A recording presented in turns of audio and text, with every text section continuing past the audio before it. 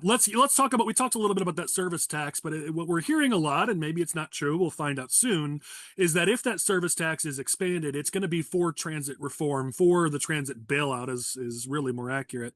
So let's talk about that. I mean, what are you guys hearing?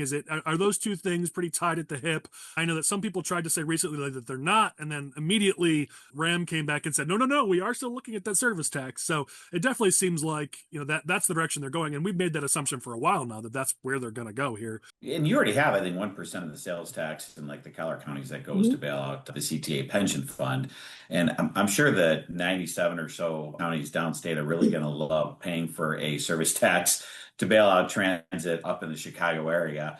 Well, you can already see, Republicans in some of their press conferences and some of their statements. I think Tony said it at the end of her latest statement, whether it was today or yesterday, where she said, if you don't live in northeastern Illinois, you should be paying attention. So clearly there's obviously an effort here to say, hey, if they're going to raise taxes on 96 counties to pay for transit in 6 counties, how do y'all feel about that? So that's definitely an intentional effort. Let's be honest, most of the Collar counties don't use the transportation either. This is mostly a Cook County issue.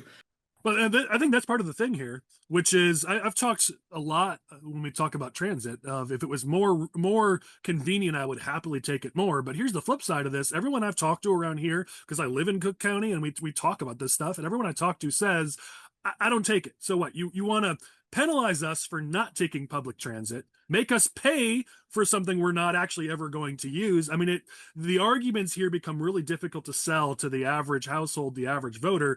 But I think, I mean, you look at some of these things, we always struggle as Republicans, as conservatives, we struggle to connect the tax with real world impact. And what I love about this as an issue for us, if the Democrats do this, is it's straight up a real world impact. I mean, you're talking about your streaming services, you're talking about Uber, your Lyft, your gym membership, your haircut, your car washes, your plumbing, your landscaping. I mean, this is what we struggle with, is taking these big billion-dollar, trillion-dollar numbers and making there be a real world impact for the average household.